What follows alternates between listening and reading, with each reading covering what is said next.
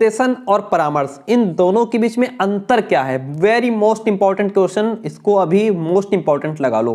ठीक है, निर्देशन और परामर्श, क्योंकि दोनों एक जैसे शब्द हैं, दोनों में सलाह दी जाती है, फिर भी दोनों में डिफरेंस है। ठीक है, निर्देशन क्या है, कहां पे निर्देशन काम आता है, कहां परामर्श काम आता है, चलिए बात करते हैं। निर्देशन की प्रक्रिया परामर्श की प्रक्रिया से व्यापक है। जो गाइडेंस है ये व्यापक है, किससे? परामर्श से, काउंसलिंग से। परामर्श के केंद्र में एक समय में केवल एक व्यक्ति होता है, जबकि निर्देशन सामूहिक भी होता है। सामूहिक भी का मतलब है कि मतलब एक व्यक्ति को दिया जा सकता है, लेकिन समूह में भी दिया जा सकता है। लेकिन जो परामर्श है वो एक समय में केवल एक ही व्यक्ति को क्या करता है? इंक्लूड करता है। परामर्श मुख्यतः व्यक्ति के मानसिक स्वास्थ्य एवं भावात्मक समस्याओं को हल करने में व्यक्ति को सहायता देता है। पॉइंट टू बी नोटेड, जो परामर्श है वह उसकी मुख्यता क्या है? उसकी मुख्यता यह है कि वो व्यक्ति को मानसिक स्वास्थ्य और भावात्मक समस्याओं को हल करने में व्यक्ति को सहायता दी जाती है, कि अपने आप को मेंटल हेल्थ के तौर पर वो काम कर सके, भावनात्मक रूप से अगर परेशान है तो वो उससे बाहर निकल पाए।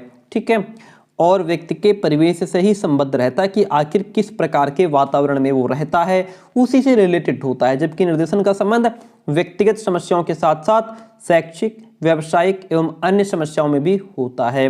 निर्देशन का काम यह है कि व्यक्ति की जो प्राइवेट प्रॉब्लम्स हैं, जो व्यक्तिगत प्रॉब्लम्स हैं, उनके साथ साथ शिक्षा से संबंधित जो जानकारी है वो भी दी जाती है, व्यवसाय से संबंधित जानकारी भी दी जाती है, दूसरी जो घर परिवार में समस्याएं, लड़ाई झगड़े होते हैं वो उनमें भी हेल्प की जाती है। तो निर्देशन का क्षेत्र बहुत व्यापक हो गया। ठीक है, स्पष्ट है कि परामर्श निर्देशन प्रक्रिया का एक महत्वपूर्ण एवं अभिन्न अंग है, इसीलिए हमें इन्हें अलग अलग करने के बजाय एक दूसरे का पूरक मानना चाहिए। ये दोनों एक दूसरे के पूरक हैं। अब इन दोनों के बीच क्या अंतर है थोड़ा और डीपली समझ लेते हैं। गाइडेंस, निर्देशन को इंग्लिश में गाइडेंस, परामर्श को काउंसलिंग कहते हैं। निर्देशन की प्रक्रिया अत्यंत व्यापक है, जबकि परामर्श प्रक्रिया निर्देशन प्रक्रिया का ही एक अभिन्न अंग है। निर्देशन व्यक्तिगत भी हो सकता है और सामूहिक भी हो सकता है। परामर्श एक समय पर केवल एक ही व्यक्ति को हो सकता है।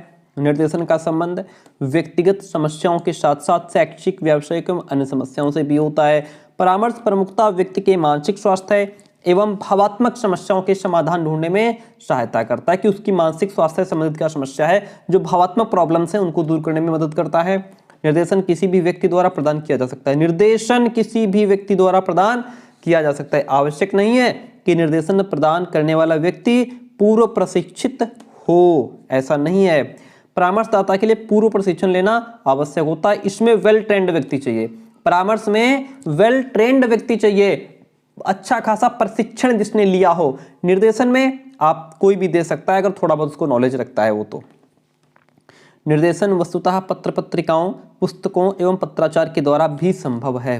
परामर्श में परस्पर विचार विमर्श और तर्क वितर्क की भूमिका अत्यंत महत्वपूर्ण होती है।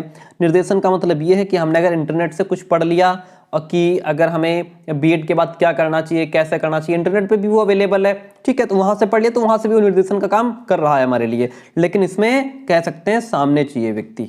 ठीक है, तो ये हमने क्वेश्चन क्या कंप्लीट कर लिया, निर्देशन और परामर्श के बीच में क्या संबंध है, इसको आपने वेरी इंपॉर्टेंट लगा लिया होगा।